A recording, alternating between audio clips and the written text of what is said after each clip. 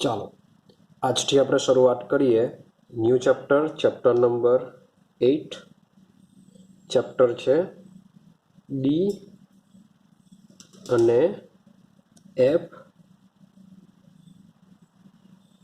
વિભાગના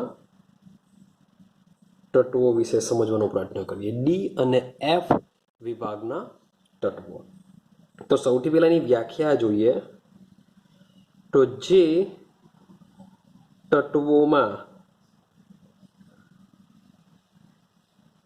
છેલ્લો electron D અથવા એફ કક્ષકમાં દાખલ થતો હોય। શું છે વ્યાખ્યા?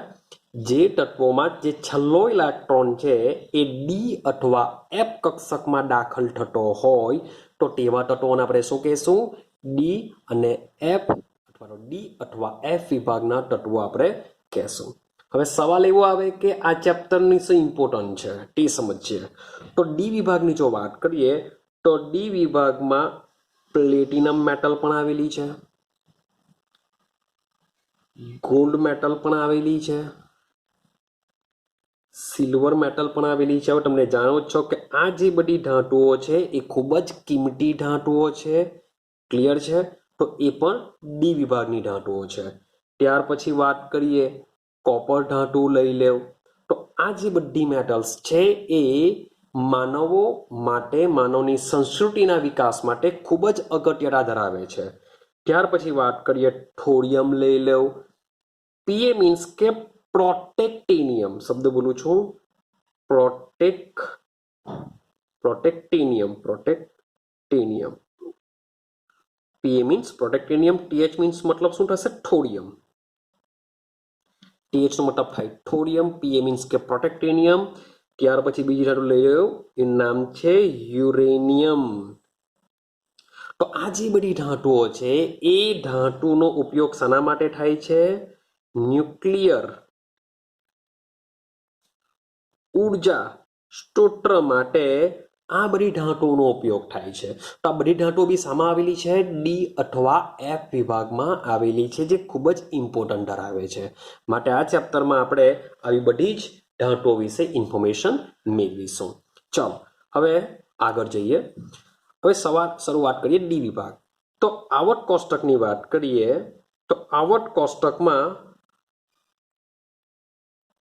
જે ડી વિભાગ છે એ ડી વિભાગ, હવે ડી ની વાત કરીએ તો ડી ની 5 પેટા કક્ષકો છે। જરાક સમજીએ આપણે 11 સાયન્સને પણ।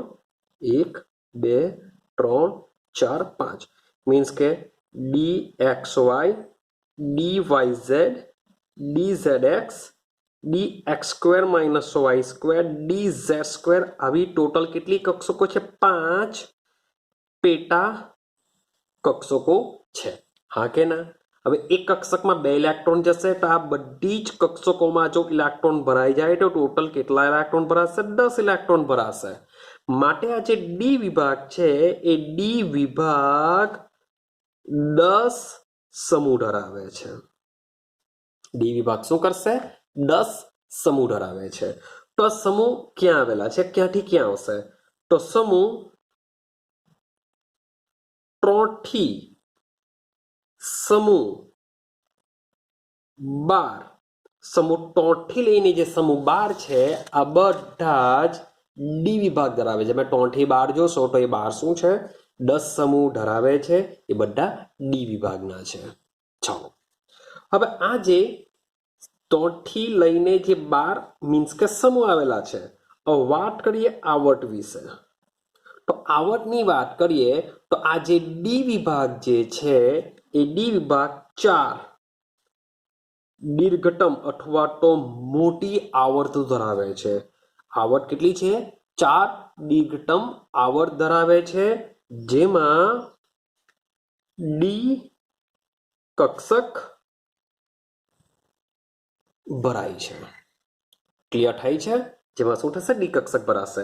હવે 4 દીર્ઘતમ છે એટલે કે 4 આવર્તમાં ડી કક્ષકો આવેલી છે। હવે ડી કક્ષકની શરૂઆત જો કરીએ તો એનો મુખ્ય ક્વોન્ટમ સૌથી નાનામાં નાનો આવશે 3D। 2D કે 1D મૂવીમાં આવશે? મૂવીમાં આવશે. મૂવી જોવા જઈએ ત્યારે 1D બી આવે, 2D બી આવે, હવે તો 5D બી આવે છે, 7D બી આવે છે. પરંતુ આપણે કેમેસ્ટ્રીની જો વાત કરીએ તો ડી કક્ષકની શરૂઆત થશે 3D થી. ક્લિયર છે? તો 3D તો મીન્સ કે જે પહેલી આવર્ત છે, શબ્દ બોલું છું, પહેલી આવર્ત, આ 4 દીર્ઘતમ આવર્તમાંથી જે પહેલો આવર્ત, યાદ રાખજો પહેલો આવર્ત એટલે હાઇડ્રોજન અને હિલિયમની વાત હું નથી કરતો, પણ જ્યાંથી ડી વિભાગની શરૂઆત થાય છે તો એ ડી વિભાગની અંદર જે જે ડી કક્ષક આવેલી છે એમાં જે પહેલી આવર્ત છે એની વાત કરું છું. તો જે પહેલો આવર્ત છે એ પહેલો આવર્ત ડી વિભાગમાં 3D ભરાશે. સેમ બીજા આવર્તમાં 4D આવશે, ત્રીજામાં કોણ આવશે? 5D આવશે. સેમ ચોથા આવર્તમાં કોણ ભરાશે? 6D કક્ષક ભરાશે. તો આ પ્રકારે શું થશે? તમારી ડી કક્ષકો ભરાતી જશે અને તમારા આવર્તના તત્વો બનતા જશે. ક્લિયર થાય છે? આપણે સમજીશું જેમ જેમ ચેપ્ટરમાં આગળ જશું તેમ તેમ આ વસ્તુ પણ સમજતા જશું. ચાલો ડી પછી આગળ જઈએ એફ. તો એફ વિભાગની વાત કરીએ તો સૌથી પહેલા આપણે એફ કક્ષકને સમજીએ. તો એફ કક્ષક આપણે 11 સાયન્સમાં ભણીને આવેલા ટોટલ 7 પેટા કક્ષકો ધરાવે છે. ક્લિયર થાય છે? જેમ આપણે ડીમાં dxy dyz dzx dx - y square dz square જોઈને આવ્યા તે જ પ્રમાણે એફ વિભાગની વાત કરીએ તો એફ વિભાગમાં જે એફ કક્ષક છે એ પણ 7 પેટા કક્ષકો ધરાવે છે. હવે એક કક્ષકમાં કેટલા ઇલેક્ટ્રોન ભરાય? 2. માટે 7 ગુણ્યા 2 ઇઝ ઇક્વલ ટુ 14 ઇલેક્ટ્રોન ભરાય. માટે જે એફ કક્ષક છે એ એફ કક્ષક ટોટલ 14 સમૂહ ધરાવે છે. આઈડિયા આવે છે? તો જે એફ કક્ષક છે કેટલા સમૂહ ધરાવશે? 14 સમૂહ ધરાવે છે. અને આ જે 14 સમૂહની વાત કરીએ તો એ 14 સમૂહની અંદર જે એફ વિભાગ 2 આવર્તમાં આવેલી છે. જે એફ વિભાગ છે એ 2 આવર્તમાં આવેલી છે. એ આવર્ત બનાવશે 4f 5f. ક્લિયર છે? 4f અને 5f પહેલા 4f કક્ષકો ભરાશે, પછી કોણ ભરાશે? 5f કક્ષકો ભરાતી જશે અને એફ વિભાગ કમ્પ્લીટ કરશે. હવે આ જે એફ વિભાગની વાત કરીએ તો એ એફ વિભાગ આવર્ત કોષ્ટકની અંદર નીચે એટલે કે તળિયે આ આવર્તો આપેલી છે. ક્લિયર છે તમને? કે જે એફ વિભાગની જે 2 આવર્તોની વાત કરીએ, 2 આવર્તો ક્યાં આવેલી છે? આધુનિક આવર્ત કોષ્ટકમાં જે નીચે તરફ આવેલી છે બંને કોણ છે? એફ વિભાગના આવર્તો આપેલી છે. ચાલો હવે ડી વિભાગની વાત કરીએ અને એફ વિભાગ. તો આ બંને જે વિભાગ છે એ વિભાગને નામ આપવામાં આવે છે. ડી વિભાગને આપણે કહીશું સંક્રાંતિ. શું કહેશું આપણે? સંક્રાંતિ ધાતુઓ કહેશું. અને જે એફ વિભાગ છે એનું નામ આપવામાં આવ્યું છે આંતર સંક્રાંતિ ધાતુઓ કહેશું. યાદ રાખવાનું છે તમારે. ડી વિભાગને આપણે શું કહેશું? સંક્રાંતિ ધાતુઓ કહેશું અને એફ વિભાગને કહેશું આંતર સંક્રાંતિ ધાતુઓ કહેશું. ચાલો હવે સંક્રાંતિ ધાતુઓની વાત કરીએ તો જે સંક્રાંતિ ધાતુઓ મીન્સ કે ટોટલી ડી વિભાગ, અને જે ડી વિભાગ છે કેટલી આવર્ત ધરાવે છે? 4 આવર્ત ધરાવે છે. જે મેં તમને આગળ જ વાત કરી 3D 4D 5D 6D આ બધી આવર્તો છે. તો સંક્રાંતિ ધાતુઓની વાત કરીએ તો સંક્રાંતિ ધાતુઓની મુખ્ય 4 શ્રેણીઓ છે. યાદ રાખજો, સંક્રાંતિ ધાતુઓની મુખ્ય કેટલી છે? 4 શ્રેણીઓ છે. એટલે કે 4 આવર્તમાં મીન્સ કે વેચાયેલું છે. કઈ કઈ શ્રેણી છે? તો મેં તમને આગળ કીધું. પહેલી છે 3D શ્રેણી. પહેલી કઈ છે? 3D શ્રેણી છે. પછી વાત કરીએ બીજી છે 4D શ્રેણી. બીજી કઈ છે? 4D, બીજી છે 4D શ્રેણી, ત્રીજી છે 5D શ્રેણી, ચોથી છે 6D શ્રેણી. યાદ રહેશે? મીન્સ કે જે આ જે શ્રેણી છે તેમાં જે આવેલા તત્વો છે એ તત્વોની અંદર 3D કક્ષકમાં ઇલેક્ટ્રોન ભરાશે. આ જે 4D શ્રેણી આવેલી છે એ શ્રેણીમાં આવેલા તત્વોની અંદર 4D કક્ષકમાં ઇલેક્ટ્રોન ભરાશે. સેમ એ જ પ્રમાણે આ જે 5D અને 6D શ્રેણીમાં આવેલા જે તત્વો છે એ તત્વોમાં અનુક્રમે પહેલા 5D કક્ષકમાં ઇલેક્ટ્રોન ભરાય અને 6D માં આવેલા તત્વોમાં 6D કક્ષકમાં ઇલેક્ટ્રોન ભરાશે. તો ભરાય તો ડી કક્ષકમાં જ છે, માટે આ બધી શ્રેણીઓ ડી વિભાગની શ્રેણીઓ કહેવાશે ને જે 4 આવર્તમાં આવેલી હોય છે. આઈડિયા આવે છે? ચાલો તો વાત કરીએ 3D કક્ષકની. તો 3D કક્ષકમાં શરૂઆતનું તત્વ લઈએ તો સ્કેન્ડિયમ. સ્કેન્ડિયમથી લઈને જે ઝિંક સુધીના જે તત્વો છે નંબર બી ખબર છે 21 થી 30. નંબર કયા છે? 21 થી 30. બહુ સિમ્પલ છે, સમજવા જજો. તો સ્કેન્ડિયમથી ઝિંકની વાત કરું તો સ્કેન્ડિયમનો નંબર કેટલો છે? 21 થી બીજા 9 એટલે થઈ જશે 30. તો સ્કેન્ડિયમનો નંબર થઈ જશે 21, ઝિંકનો નંબર થઈ જશે 30. તો સ્કેન્ડિયમથી લઈને જે ઝિંક છે 21 થી 30 પરમાણુ ક્રમાંક ધરાવતા જે તત્વો છે એ તત્વોમાં ડી કક્ષક આવેલી છે, 3D કક્ષક હશે જેમાં ઇલેક્ટ્રોન ક્રમશઃ ભરાતા જશે. રેડી થાય છે? ચાલો 4D કક્ષકની વાત કરીએ તો 4D કક્ષકની શરૂઆત થશે યટ્રિયમ. વાયનો મતલબ શું થશે? યટ્રિયમ. યાદ રાખજો, વાય મીન્સ કે યટ્રિયમ. તો યટ્રિયમ થી સીડી, વાય થી સીડી, સીડી મીન્સ કે કેડમિયમ. યાદ રાખજો, વાય મીન્સ કે યટ્રિયમ, સીડી મીન્સ કે કેડમિયમ. તો યટ્રિયમ થી કેડમિયમ સુધી 4D શ્રેણી હોય છે. મીન્સ કે આ શ્રેણીમાં આવેલા જે તત્વો છે એ તત્વોની અંદર 4D કક્ષકમાં ઇલેક્ટ્રોન ક્રમશઃ ભરાતા જશે. હવે સવાલ એવો આવે કે સર યટ્રિયમનો નંબર કેવી રીતે યાદ રાખવાનો, કેડમિયમનો કેવી રીતે યાદ રાખવાનો? તમે વિચારો, થોડુંક ગાઈડલાઇન્સ આપો. આ જે ડી વિભાગ જે છે એ ડી વિભાગ ક્યાં આવેલો છે? એની ડાબી બાજુ એસ વિભાગ આવેલો છે, એની જમણી બાજુ પી વિભાગ આવેલો છે. अब પી વિભાગમાં ઇલેક્ટ્રોન કેટલા? 6. માની લો કે ઝિંકની વાત કરીએ. ક્લિયર? આ 21 થી 30 તો તમને યાદ રહેશે. હવે ઝિંકની બાજુની વાત કરીએ તો એમાં પી વિભાગની શરૂઆત થઈ જશે. એ કેટલા તત્વો આવવાના? 6 તત્વો આવવાના. તો લઈ લેવ 6. ત્યાર પછી એની નીચેની લાઈનમાં જશો, કારણ કે એ તત્વ પી વિભાગ પૂરો થઈ જાય તો ત્યાર પછી શરૂઆત પાછી એસ થી થવાની નીચેથી. તો એસમાં કેટલા તત્વો આવવાના? ભાઈ 2 તત્વો આવવાના. તો 6 ને 2 8. તો 30માં તમે 8 એડ કરી દેશો તો તમને યટ્રિયમનો નંબર મળી જશે. જરાક વિચારો, હા કે ના? ક્લિયર થાય છે? તો 30માં તમે 8 ઉમેરો તો થઈ જશે 38. તો યટ્રિયમની શરૂઆત ક્યાંથી થાય? ભાઈ 39 થી થશે. હા કે ના? એટલે 10 તત્વો તમારે અંદર એડ કરવાના. તો કેડમિયમનો નંબર કયો થઈ જશે? ભાઈ 48 થઈ જવાનો. આઈડિયા આવે છે કંઈ? કારણ કે 30 એટલે કે ડી વિભાગ જ્યાંથી પૂરો થશે ત્યાંથી શરૂઆત થવાનો પી વિભાગ. અને પી વિભાગમાં કેટલા તત્વો આવવાના? 6 તત્વો આવવાના. ત્યાર પછીના આવર્તમાં શરૂઆત એસ થી થશે. ને એસમાં કેટલા ઇલેક્ટ્રોન? એસમાં 2 જ સમૂહ આવેલા છે, તો બીજા 2 એડ કરી દેવ તો ટોટલ 8 પરમાણુ ક્રમાંકને છોડીને યટ્રિયમની શરૂઆત થઈ જાય. મીન્સ કે 30 અને વત્તા 8 તો 38 થઈ જવાના. તો 39 પર કોણ આવશે? યટ્રિયમ આવશે. કઈ આઈડિયા આવે છે? તો આ પ્રકારે તમારી 4D કક્ષકની શ્રેણી કમ્પ્લીટ થઈ જશે. ચાલો આગળ જઈએ તો આગળની વાત કરીએ તો 5D શ્રેણી જે છે એ 5D શ્રેણી આવશે લેન્થેનમ. એલ નો મતલબ થશે લેન્થેનમ. તો લેન્થેનમ થી HF અને સાથે સાથે આપણે લઈ લેશું HG.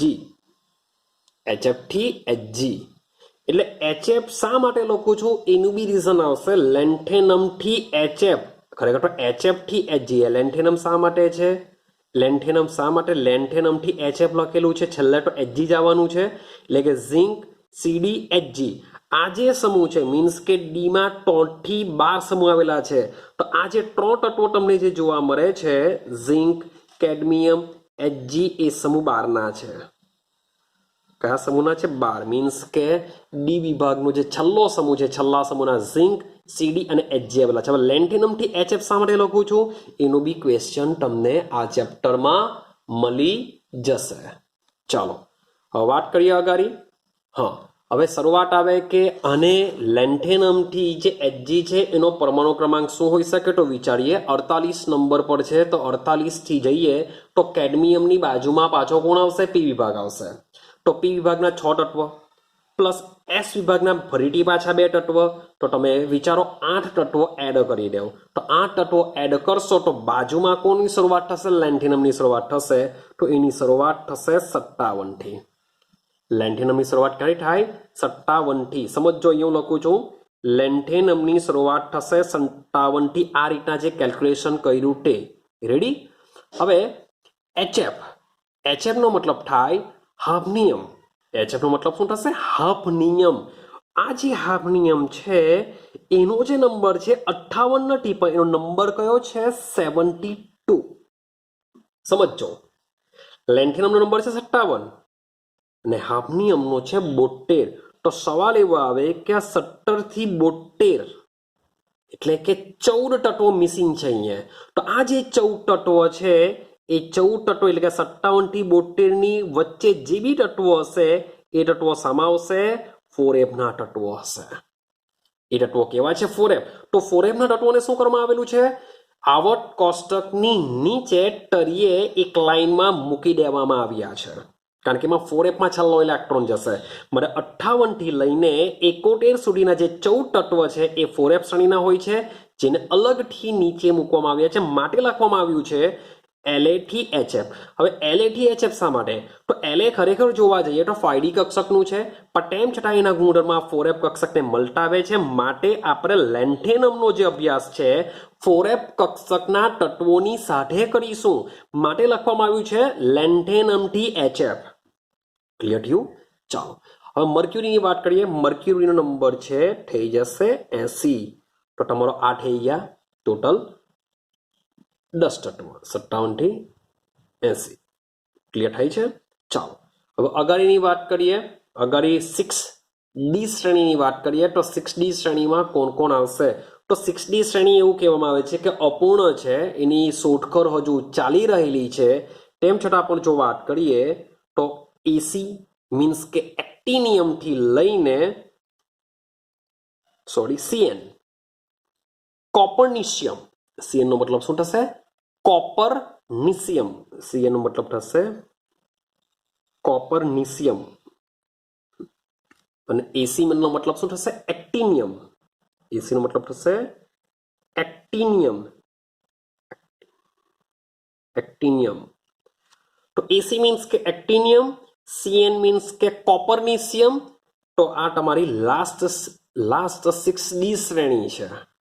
હવે 6D શ્રેણી વાત કરું તો એક્ટિનિયમની શરૂઆત સેમ 80 છે. તો શું કરીશું આપણે? 8 તત્વોને છોડી દઈએ. 8 તત્વોને છોડી એટલે કે S અને P ચાલ્યા જશે એટલે 88. તો એક્ટિનિયમ ક્યાંથી શરૂઆત થવાનો? 89 ના નંબરથી. આઈડિયા આવે છે? સેમ મેં અહીંયા કેમ લખેલું એક્ટિનિયમ, પણ બાજુમાં ખરેખર મારે લખવું પડે એક્ટિનિયમ થી RF. એક્ટિનિયમ થી RF ને RF થી લઈ લેશું આપણે કોપરનિશિયમ સુધી. કેમ? કારણ કે એક્ટિનિયમ નંબર કેટલો છે? 89. સમજો, અહીંયા સમજીએ. એક્ટિનિયમ અહીંયા RF બી લઈએ છે, સાથે સાથે CN બી લઈએ છે. હવે એક્ટિનિયમ નંબર કયો છે ભાઈ? 89. પણ RF નો મતલબ થાય રુથરફોર્ડિયમ. RF નો મતલબ શું થશે? રુથરફોર્ડિયમ. હવે રુથરફોર્ડિયમ નો નંબર છે 104. તો કેટલા તત્વો મિસિંગ થઈ ગયા? 14 તત્વો મિસિંગ થઈ ગયા. તો સેમ જેમ ઉપરની શ્રેણીમાં વાત કરી સેમ અહીંયા પણ આ જે 14 તત્વો જે મિસિંગ થયા એ બધા સામા જશે? 5F શ્રેણીમાં જશે. મીન્સ કે અહીંયાના જે 14 તત્વો છે એને પર આપણે શું કરેલું છે? નીચે મૂકી દીધેલા છે. હવે એક્ટિનિયમ થી RF અહીંયા બી કેમ બોલવામાં આવે?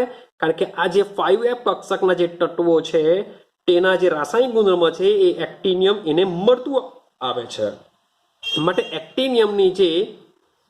એક્ટિનિયમનો અભ્યાસ આપણે શું કરીશું? આ 5F કક્ષકના તત્વો સાથે કરીશું.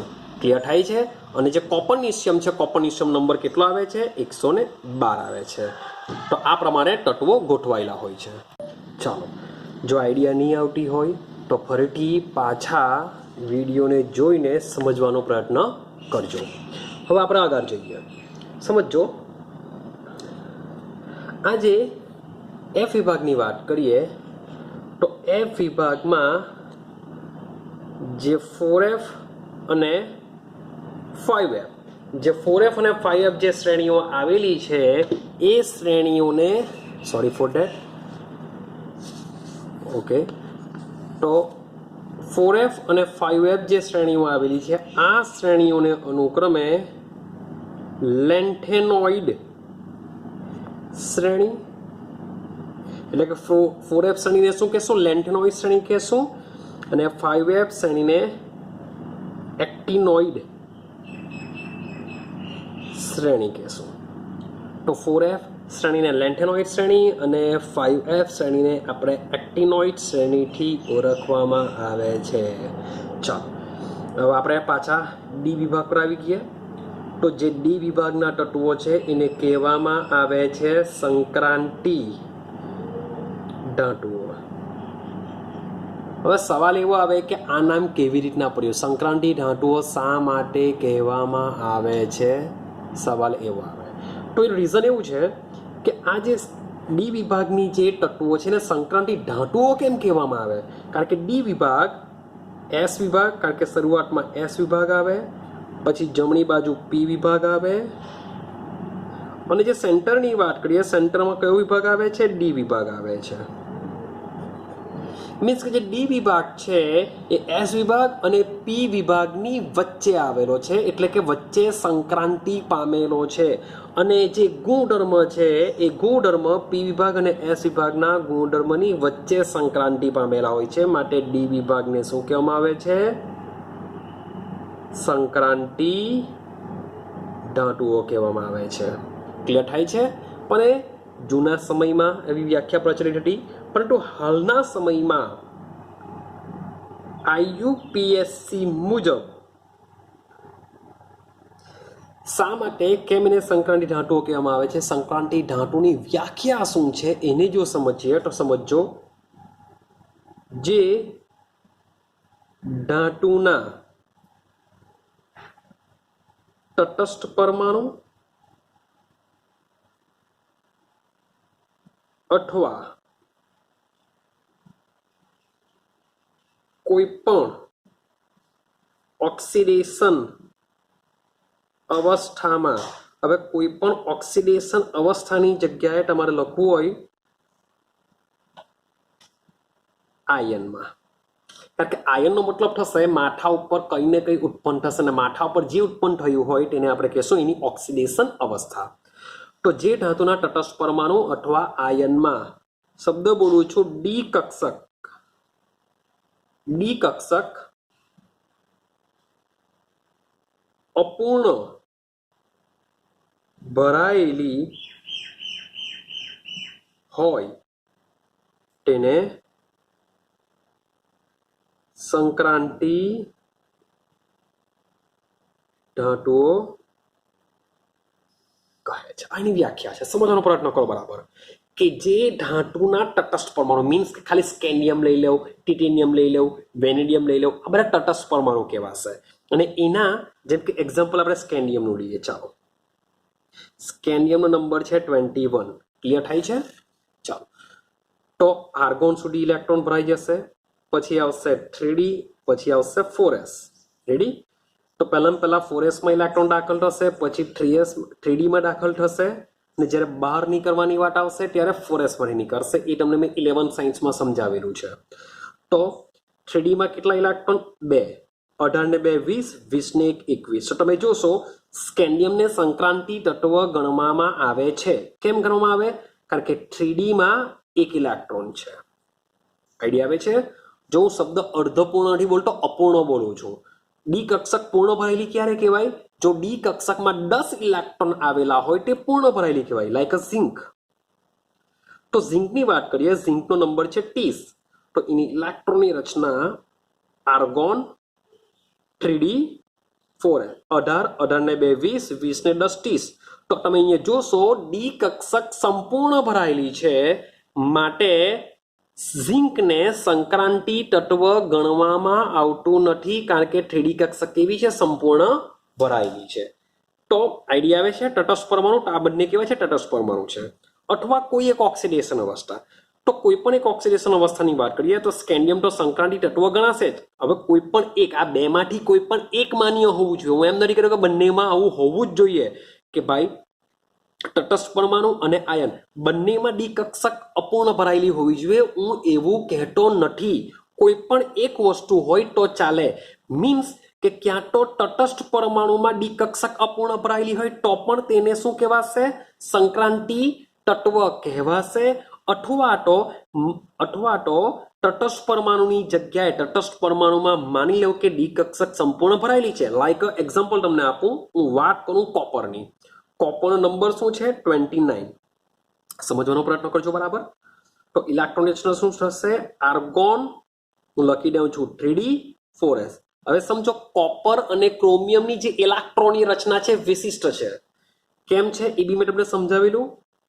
તો અહીંયા 3D10 આવશે, અહીંયા 4s1 આવશે. હા કે ના? ક્લિયર થાય છે? ચાલો હવે તમે જોશો તો કોપરના તટસ્થ પરમાણુની અંદર કોપર સંક્રાંતિ તત્વ ગણવામાં આવતું નથી. ઝિંકને બી સંક્રાંતિ તત્વ ગણવામાં આવતું નથી. પણ બીજી કન્ડિશન શું છે? અથવા તેની કોઈ પણ એક ઓક્સિડેશન અવસ્થા અથવા આયનમાં. હવે કોપર એઝ અ બે રીતના હોય છે. Cu+1 તરીકે પણ આવે છે, સાથે સાથે Cu+2 તરીકે પણ આવે છે. ઝિંકની વાત કરીએ તો ઝિંકની સ્થાયી ઓક્સિડેશન અવસ્થા માત્ર ને માત્ર Zn+2 જ છે. હવે Zn+2 બનાવવો હોય તો અહીંયાના જે બે ઇલેક્ટ્રોન છે, બે ઇલેક્ટ્રોન ગાયબ થશે, માટે ઇલેક્ટ્રોન રચના આર્ગોન 3D10 થશે. ક્લિયર થાય છે? તો કોપર 1 ની વાત કરીએ તો કોપર 1 માં શું થવાનું? આર્ગોન 3D10 થશે. 4s નો એક ઇલેક્ટ્રોન નીકળી જશે. પણ Cu+2 માં શું થવાનું? આર્ગોન 3D9 થશે. શબ્દ સમજો. તો તટસ્થ પરમાણુની અંદર કોપર ભાઈ સંક્રાંતિ તત્વ નથી. તેની Cu+1 માં બી સંક્રાંતિ તત્વ નથી, પરંતુ Cu+2 પણ ધરાવે છે. પણ એ Cu+2 માં એને સંક્રાંતિ તત્વ ગણવામાં આવે છે. માટે કોપર પર શું છે? સંક્રાંતિ તત્વ છે. આઈડિયા આવે છે? તો જરૂરી નથી કે બંનેમાં હોવું જ જોઈએ.